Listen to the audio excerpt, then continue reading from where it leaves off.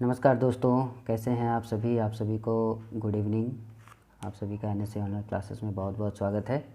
चलिए आज हम लोग फिर से अपना क्लास स्टार्ट करते हैं। जैसा कि सीरीज चल रहा है आप लोगों का प्लेटफॉर्म जीके का वॉल्यूम 1 एनटीपीसी वॉल्यूम 1 का अभी जीके चल रहा है। लगातार आपके सामने एनटीपीसी का जो है आपको जीके पढ़ाया जा रहा है। दोस्तों एग्ज़ाम के लिए आप लोग को टेंशन नहीं लेना है। जब होगा एग्ज़ाम, इस साल हो या तो अगले साल हो, एग्ज़ाम तो होना ही है। जो एग्ज़ाम जो फॉर्म भरे हैं उसके लिए आप लोग को घबराना नहीं है कि हम लोग का एग्ज़ाम नहीं होगा, ऐसा नहीं हो सकता है।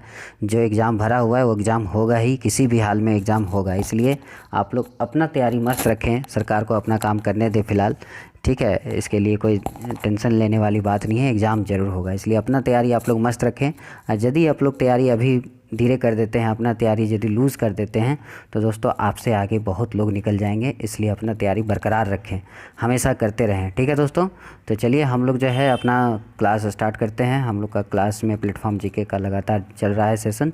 आप लोग हमारे साथ जुड़ें और हमारे क्लास को एंजॉय करें। चलिए हमारा क्वेश्चन देख रहे ये रहा हमारा क्वेश्चन। पहला क्वेश्चन आ गया है, भारतीय मूल के, यहाँ मूलन लिखा हुआ है, मूलन से थोड़ा सा हटा देना है। भारतीय मूल के, इंडियन ओरिजिन के शिव अय्यादुरई किसके आविष्कार से जुड़े हुए हैं। मतलब शिव अय्यादुरई जो है किसके आविष्कारक हैं, इस चीज़ का नाम बताना है, ठीक है। किस चीज़ के लिए जुड़े हुए हैं, किस चीज़ के आविष्कार के लिए जुड़े हुए हैं अय्यादुरई जिनका नाम है, आपको इनका नाम बताना है, ठीक है दोस्तों। चलिए फटाफट आंसर देना शुरू कीजिए आप लोग। चलिए ठीक है, आप लोग का आंसर भी आ रहा है, बहुत बढ़िया, वेरी गुड। चलिए आंसर देख लीजिए, यह है ईमेल, ठीक है। भारतीय मूल के जो शिव अय्यादुरई हैं, इनके द्वारा जिस आविष्कार को जुड़ा हुआ है, जो आविष्कार जुड़ा हुआ है वो है आपका ईमेल, ठीक है दोस्तों। और आप लोग को पता ही होगा कि मोबाइल फ़ोन के जनक किनको माना जाता है दोस्तों, तो वो है मार्टिन कूपर, ठीक है। मोबाइल फ़ोन के जनक का नाम क्या है, मार्टिन कूपर। और अय्यादुरई जिस तरह आप लोग नाम देख रहे हैं यहाँ पर क्वेश्चन में, वो है ईमेल के जनक, ओके, आविष्कारक। चलिए अगला क्वेश्चन आ रहा है आपके सामने, ये रहा आपका अगला क्वेश्चन। आर्थिक मंच, विश्व आर्थिक मंच, ऐसे बोलने का मतलब ये हुआ कि विश्व आर्थिक मंच की जो है 2016 में, विश्व आर्थिक मंच का मतलब होता है वर्ल्ड इकोनॉमिक फोरम, ठीक है, world economic forum. World economic forum का जो आपका 2016 में जो वार्षिक बैठक हुआ था, एनुअल मीटिंग जो हुआ था, वो कहाँ पर हुआ था ये आपको बताना है। चलिए बताइए फटाफट, तो ये कहाँ हुआ था दोस्तों, चलिए जल्दी से बताइए। आप लोग काफ़ी अच्छा पढ़ाई कर रहे हैं, हमको पता है आप लोग सभी मेरा होमवर्क करके आते हैं, इसके लिए बहुत बहुत थैंक यू। आप लोग जिस तरह से होमवर्क कर रहे हैं, जिस तरह से तैयारी कर रहे हैं, वो बहुत ही अच्छी तैयारी है। इस तरह का स्पीड आप बराबर रखें। ऐसा नहीं कि आप सिर्फ मेरा ही कि जो आप होमवर्क दिए हम आपको 30 क्वेश्चन, वही 30 क्वेश्चन पढ़ के सीमित हो जाएँ, और ज़्यादा पढ़ के रखिए ताकि आपका रिविज़न होता रहे वो क्वेश्चन बार बार, ठीक है। चलिए आंसर देख लीजिए, वो है आपका स्विट्ज़रलैंड, ठीक है दोस्तों। स्विट्ज़रलैंड में 2016 में इसका एनुअल मीटिंग हुआ था। और आपको इस एक और बात इसमें बता दें कि विश्व आर्थिक मंच का जो हेडक्वार्टर है वो भी आपका कहाँ पर है दोस्तों, दावोस में, स्विट्ज़रलैंड के दावोस में, ठीक है। स्विट्ज़रलैंड के दावोस में जो है विश्व आर्थिक मंच, वर्ल्ड इकोनॉमिक फोरम का हेडक्वार्टर भी है, ओके। चलिए अगला क्वेश्चन आ रहा है आपके सामने। एक वेब ब्राउज़र में जो है निम्नलिखित में से किसका उपयोग अक्सर प्रयोग की जाने वाली वेबसाइटों को सुरक्षित करने के लिए किया जाता है। वो कौन सा है, एक कौन सा वेब ब्राउज़र है जो निम्नलिखित में से किसका उपयोग जो है अक्सर प्रयोग की जाने वाली वेबसाइटों को सुरक्षित करने के लिए, हम अपने वेबसाइट को सुरक्षित करने के लिए जो है उस वेब ब्राउज़र का उपयोग करते हैं, वो कौन सा वेब ब्राउज़र है आपको बताना है। यहाँ पर देखिए हिस्ट्री है, टेक्स्ट मैनेजर है, फेवरेट्स है, और उसके बाद है कि सैवेज। कौन सा उपयोग करते हैं, चलिए बताइए फटाफट बताइए, आप लोग आंसर दीजिए। चलिए ये रहा आपका आंसर, ये है आपका फेवरेट्स, ठीक है दोस्तों। वो कौन सा वेब ब्राउज़र है आपका, फेवरेट्स है, जहाँ पर आपको जितने भी हमारे वेबसाइट्स हैं उसको जो है सुरक्षित रखा जाता है, ओके। चलिए अगला क्वेश्चन आ रहा है आपके सामने। 1831 में 1831 में विद्युत का प्रौद्योगिकी के क्षेत्र में उपयोग तब व्यवहार्य हो गया, व्यवहार्य मतलब और इजी हो गया और अच्छा हो गया, जब ने विद्युत डायनेमो की जो है खोज की थी। यहाँ पर विद्युत डायनेमो होगा, डायनेमी लिखा हो गया है, यहाँ पर जो है डायनेमो होगा, ओके।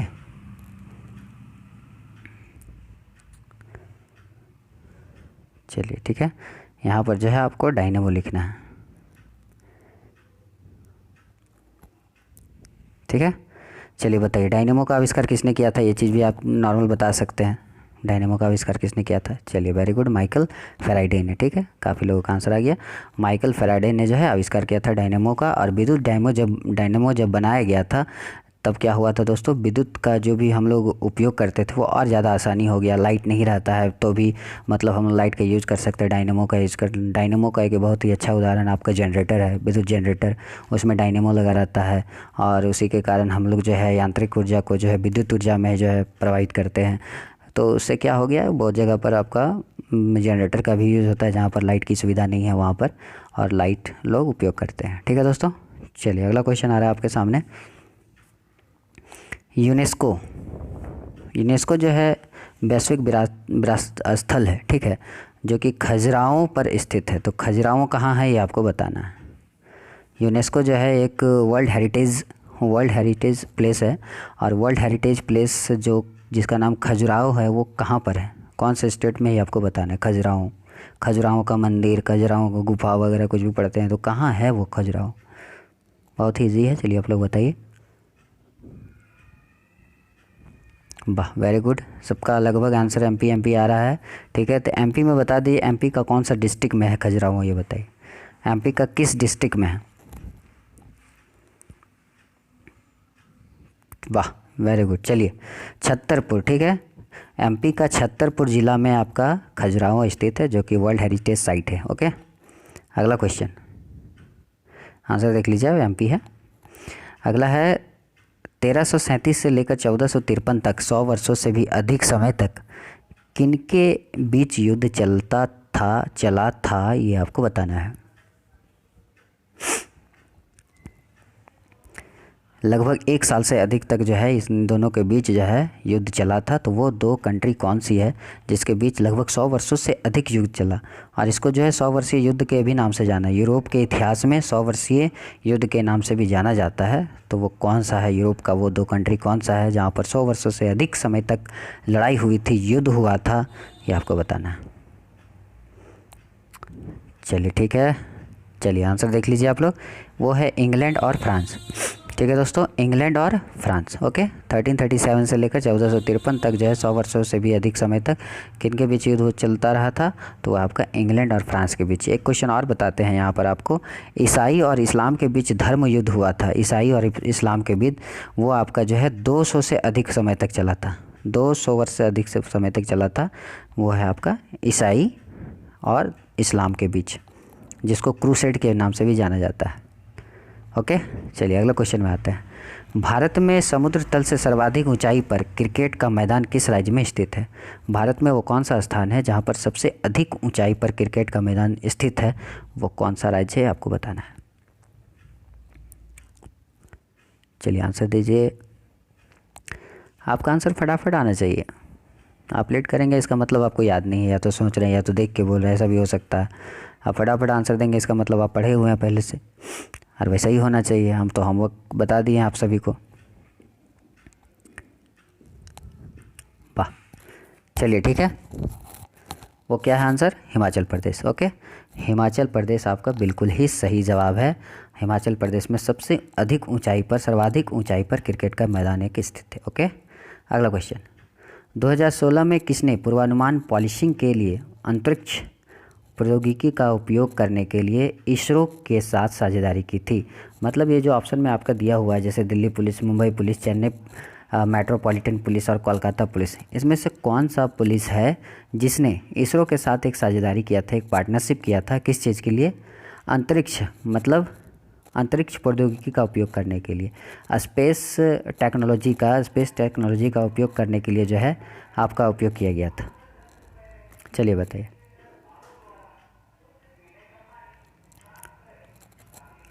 चलिए वेरी गुड, ये रहा आपका दिल्ली पुलिस। ठीक है, दिल्ली पुलिस आपका बिल्कुल सही आंसर है। ओके, चलिए अगला क्वेश्चन आ रहा है आपको, ये है क्वेश्चन आपका, जब एक वस्तु ऊपर की ओर फेंके जाते हैं, ठीक है, जब एक वस्तु ऊपर की ओर फेंके जाने पर अपने शीर्ष पर पहुंचती है, अपने शीर्ष पोजीशन पर पहुंचती है, मतलब जितना ज़ोर से फेंकते हैं तो कभी न कभी एक समय ऐसा आता है जहां पर वो जाके स्थिर हो जाता है ऊपर में, और फिर वहां से नीचे गिरने लगता है। तो सबसे शीर्ष पॉइंट वहीं पर होता है जहाँ पर वो स्थिर हो जाता है। तो अब इसका के बाद आपको ऑप्शन में चूज़ करना है कि कौन सा ऑप्शन इसके लिए सही है। जब एक वस्तु को ऊपर की ओर फेंका जाता है तो फेंके जाने के शीर्ष पर पहुंचती है तो इसका क्या होता है, क्या होता है? इसका वेग शून्य होता है, इसका त्वरण शून्य होता है, और क्या भी होता है जो भी आपका ऑप्शन में दिया हुआ है उसमें से आपको एक ठो चूज करना है क्या होता है। चलिए बताइए, फटाफट बताइए।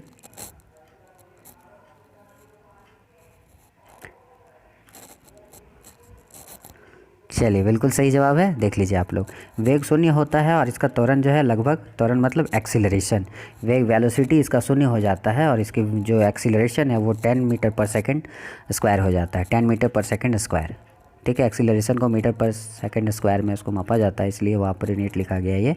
ठीक है, जब भी कोई भी चीज़ को फेंकते हैं, जैसे मान लीजिए कि यहाँ पर इस तरह से लेकर यहाँ पर फेंका गया, एक पत्थर यहाँ पर फेंका गया, ठीक है दोस्तों, तो यहाँ पर आके फिर ये वापस नीचे आएगा, फिर ये वापस नीचे आएगा, तो यहाँ पर जब पहुँचा तो जाके थोड़ा देर के लिए वो स्थिर हो जाता है, एकदम रुक जाता है, तो इसकी वेलोसिटी क्या होती है, एकदम जीरो हो जाती है। वेलोसिटी क्या होती है, जीरो हो जाती है, स्पीड जीरो हो जाती है। और एक्सीलरेशन जो उसका होता है, उसका एक्सीलरेशन जो होता है, नीचे आने की जो एक्सीलरेशन है, ठीक है, वो एक्सीलरेशन आपका 10 मीटर पर सेकंड स्क्वायर होती है। ओके, चलिए अगला क्वेश्चन आ रहा है आपके सामने।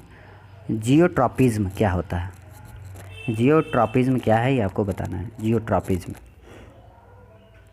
चलिए फटाफट बताइए आप लोग।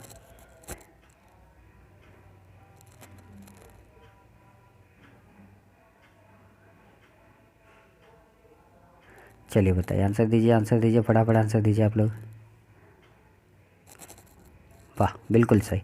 चलिए, गुरुत्वाकर्षण की प्रक्रिया के रूप में पौधों की वृद्धि, ठीक है, गुरुत्वाकर्षण की प्रतिक्रिया के रूप में जो है पौधों की वृद्धि होती है। जियोट्रॉपिज्म क्या होता है, जितना भी पौधे होते हैं, जितने भी प्लांट्स होते हैं, उसमें बढ़ने के लिए एक पावर होती है, तो उस पावर को बोला जाता है आपका जियोट्रॉपिज्म। ठीक है, उसको क्या बोला जाता है, जियोट्रॉपिज्म बोला जाता है। जियोट्रॉपिज्म जो होती है पौधों पर पड़ने वाला प्रभाव से संबंधित है। उसमें जो भी प्रभाव पड़ता है पौधे में, वो बढ़ता है, छोटा होता है, बड़ा होता है, टहनी निकलता है, तो उसमें जो भी इफेक्ट पड़ता है वो जियोट्रॉपिज्म के कारण ही पड़ता है। ओके, चलिए अगला क्वेश्चन आइए। यह है आपका अगला क्वेश्चन। निम्नलिखित में से कौन सी एक ग्रीन हाउस गैस नहीं है, ये आपको बताना है। ग्रीन हाउस गैस नहीं है, ये आपको बताना है। चलिए फटाफट बता दीजिए।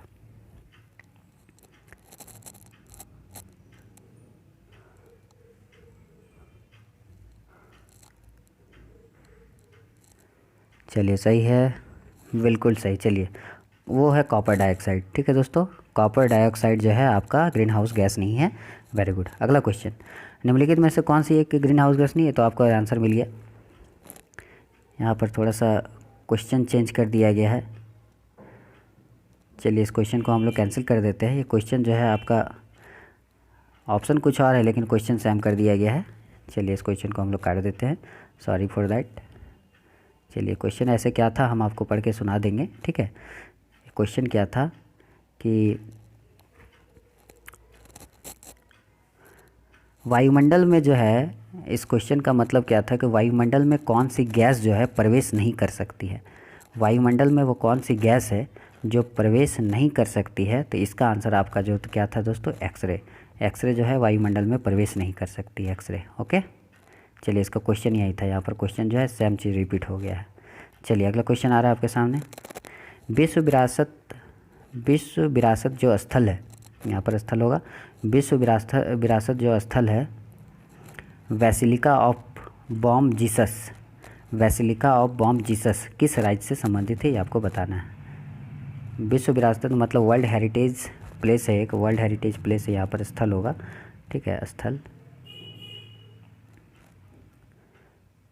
यहाँ पर स्थल है। ठीक है, इस जगह पर विश्व विरासत स्थल basilica of Bom Jesus, basilica of Bom Jesus जो है किस राज्य पे स्थित है, ये आपको बताना है। ओके, चलिए, तो आप बताइए फटाफट।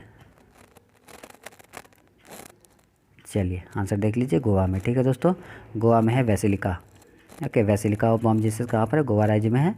ओके, चलिए अगला क्वेश्चन आ रहा है आपके सामने। महिलाओं के लिए ओलंपिक में शुरू किया गया पहला खेल कौन सा था? बढ़िया क्वेश्चन है। महिलाओं के लिए जो है ओलंपिक में शुरू किया गया पहला खेल क्या था, वो आपको बताना है।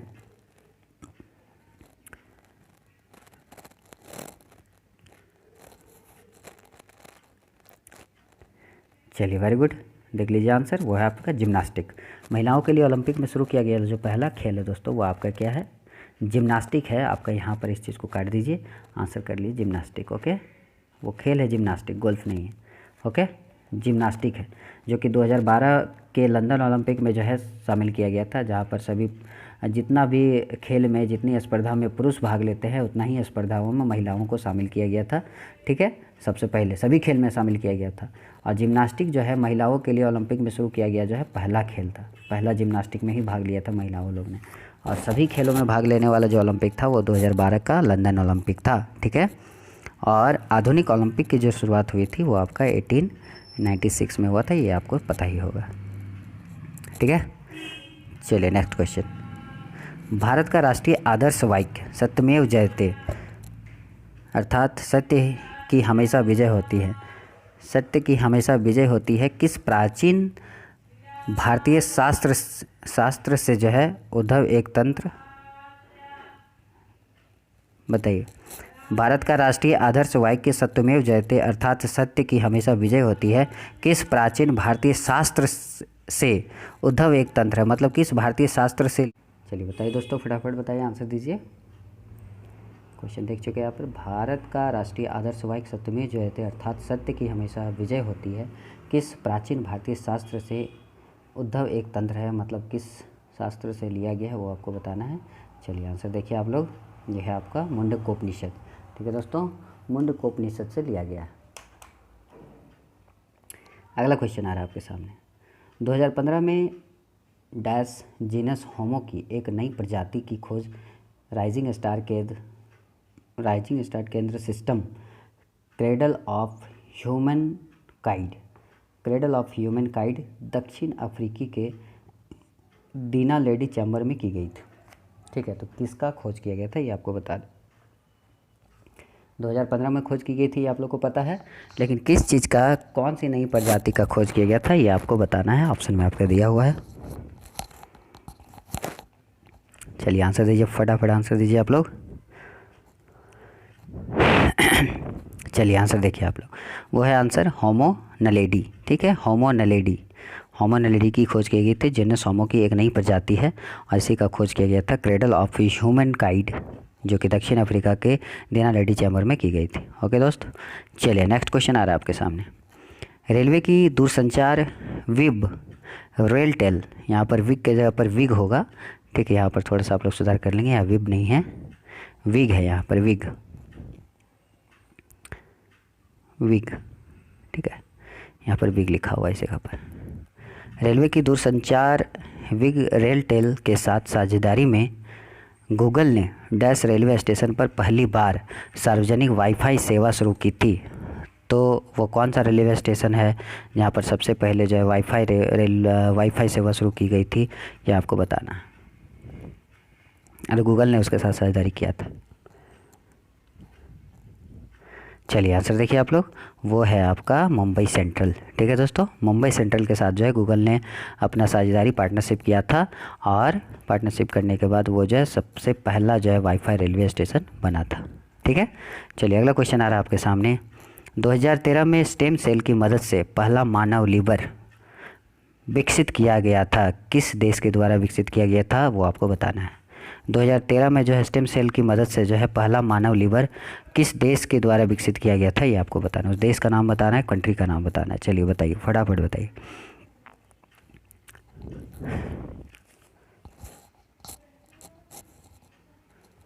ठीक है, वाह बहुत बढ़िया। चलिए ये रहा आपका आंसर। 2013 में स्टेम सेल की मदद से जो है पहला मानव लीवर में विकसित किया गया था, किसके द्वारा किया गया था दोस्तों, वो था आपका जापान के द्वारा। ठीक है, जापान के द्वारा किया गया था।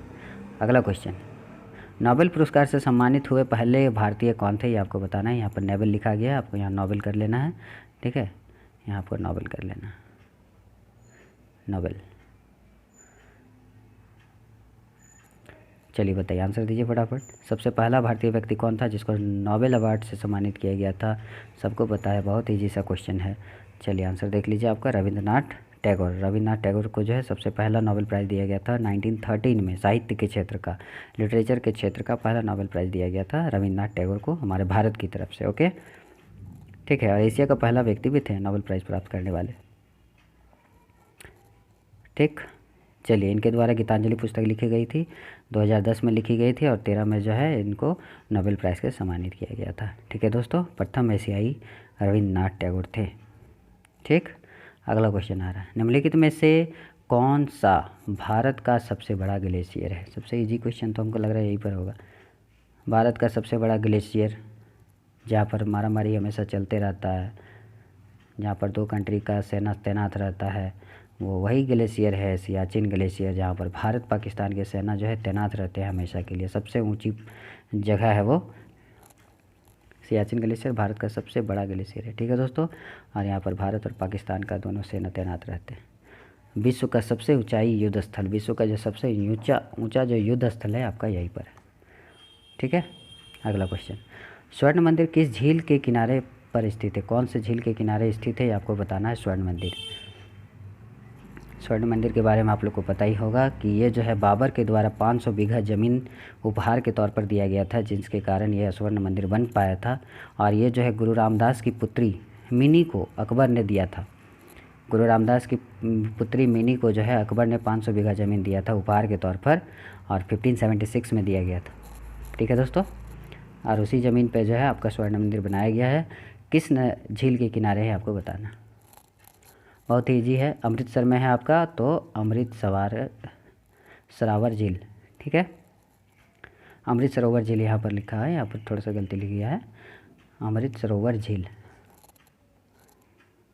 ठीक है, अमृत सरोवर झील के किनारे बसा हुआ है, अमृतसर में है आपका स्वर्ण मंदिर, तो वहाँ से अमृत नाम से भी याद रख सकते हैं। ओके, चलिए अगला क्वेश्चन, ठोस आयोडीन का रंग कैसा होता है? ठोस आयोडीन का जो रंग होता है वो कैसा होता है? चलिए बताइए, आंसर दीजिए, लेट क्यों हो रहा है? आंसर देते जाइए आप लोग। वेरी गुड, बहुत लोगों का आंसर आने लगा है, सी आंसर आ रहा है। वेरी गुड, देख लीजिए आंसर, सी बिल्कुल सही है, बैंगनी भूरे से थोड़ा सा काला। ऑप्शन में ऐसा ही दिया हुआ है तो आपको यही आंसर सही करना होगा। ठीक है, बैंगनी भूरे से थोड़ा सा काला होता है ठोस आयोडीन का कलर। ओके, अगला क्वेश्चन, निम्नलिखित में से जो अलग या विषम है उसे चुनिए। अलग क्या है ये आपको बताना है। चलिए छाटिए, फटाफट छाटिए, इसको छाटने में दिक्कत नहीं है।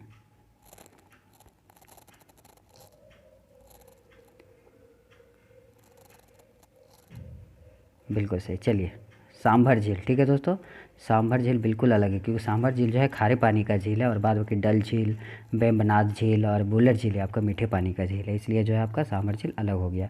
सांभर झील जो है नमकीन पानी का भारत में सबसे बड़ा झील जो माना जाता है सांभर झील माना जाता है, और डल झील, बुलर झील और वेम्बनाथ झील जो है मीठे पानी का झील है। ठीक है, डल झील और बुलर झील जो है आपका जम्मू कश्मीर में है, और वेम्बनाथ झील जो है आपका केरल में। ठीक है, बुलर झील का भी एक अपना रिकॉर्ड है, वो रिकॉर्ड क्या है कि मीठे पानी का सबसे बड़ा झील आपका बुलर झील को बोला जाता है। खारे पानी का जो है आपका, खारे पानी का जो है, जो नमकीन पानी का भारत का सबसे बड़ा झील है वो सांभर झील है। चलिए अगला क्वेश्चन, 2016 में इसरो ने डैश में भारतीय रेलवे में सैटेलाइट आधारित चेतावनी प्रणाली परीक्षण का आयोजन किया था। बताइए कहाँ पर किया था ये आपको बताना है। 2016 में जो है इसरो ने एक भारतीय रेलवे में सैटेलाइट आधारित चेतावनी प्रणाली परीक्षण का आयोजन किया गया था, तो कहाँ पर? वाह, टू अहमदाबाद 2। वेरी गुड, सबका आंसर आ रहा है, वेरी गुड। ठीक है, आंसर देख लीजिए, अहमदाबाद आप लोग का बिल्कुल सही जवाब है। ओके दोस्तों, अहमदाबाद आप लोग का बिल्कुल सही जवाब है। आगे क्वेश्चन पढ़ते हैं, ये रहा आपका अगला क्वेश्चन, एक दिवसीय अंतर्राष्ट्रीय क्रिकेट के लिए भारतीय टीम के पहले कप्तान कौन थे? एक दिवसीय अंतर्राष्ट्रीय क्रिकेट जो खेला गया था भारत में, तो भारत का सबसे पहला कप्तान कौन था अंतर्राष्ट्रीय वनडे क्रिकेट मैच में, आपको बताना है। इंटरनेशनल वनडे क्रिकेट मैच में जो है इंडिया की तरफ से पहला कप्तान किसे बनाया गया था? बहुत जानकारी है लोगों को क्रिकेट के बारे में। चलिए, अजीत वाडेकर। ठीक है, अजीत वाडेकर, और भारतीय क्रिकेट टीम के पहले कप्तान थे अंतर्राष्ट्रीय क्रिकेट में एक दिवसीय वनडे में। ठीक है, और सबसे पहला जो अंतर्राष्ट्रीय एक दिवसीय क्रिकेट मैच खेला गया था वो आपको 1971 में खेला गया था, शुरू किया गया था। ओके, अगला क्वेश्चन, भारतीय संविधान के मौलिक कर्तव्य किस देश के संविधान से लिया गया? चलिए बताइए।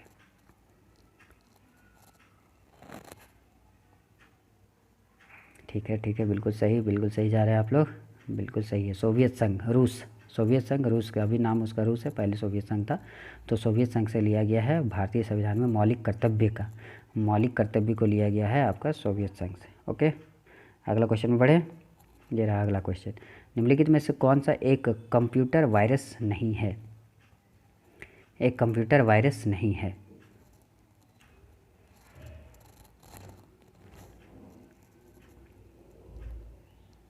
वेरी गुड, चलिए वेरी गुड, आंसर देते रहिए। ठीक है, आंसर देखिए आप लोग, यहाँ पर थोड़ा सा मिस्टेक है, इसका आंसर आप लोग कर लीजिएगा एड्स। ठीक है दोस्तों, एड्स जो है एक कंप्यूटर वायरस नहीं है। ओके, एड्स तो एक बीमारी आप लोग पता ही होगा।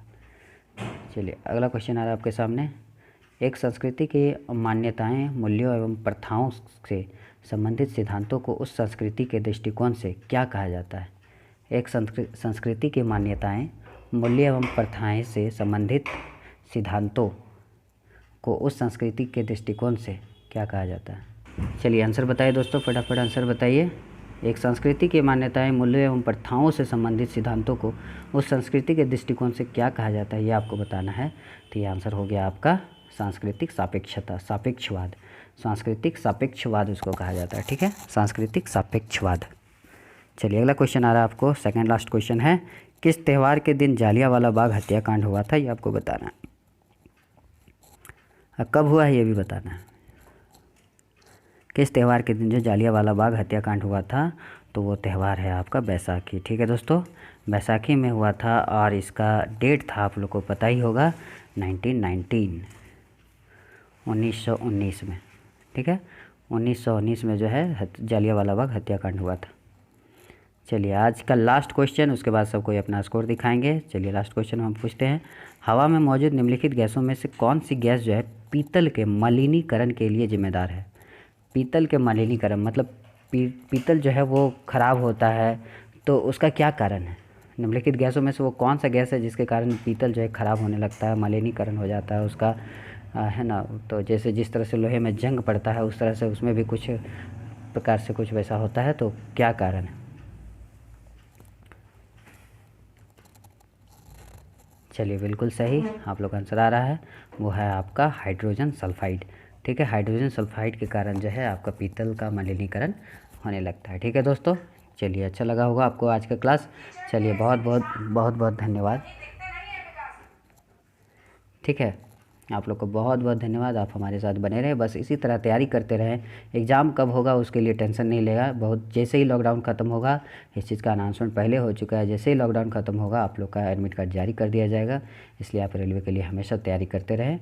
ठीक है, हताश ना हो, बस तैयारी में लगे रहिए। जब एग्ज़ाम होगा आपका तैयारी पूरा रहेगा तब तो आप क्वालिफाई कर पाएंगे। मान लीजिए अभी एग्ज़ाम दे दिया, बहुत लोगों का तैयारी नहीं रहा, तो कैसे क्या आप क्वालिफाई कर सकते हैं? नहीं कर सकते। इसलिए जो भी भरपूर टाइम मिल रहा है आप उस चीज़ पे, जो भी आपका कमज़ोर पॉइंट है, वीक पॉइंट है, उस चीज़ को आप भरपूर तैयारी कीजिए, पूरा कीजिए और क्वालिफाई करके फाइनली जॉब लीजिए। चलिए धन्यवाद, थैंक यू सो मच।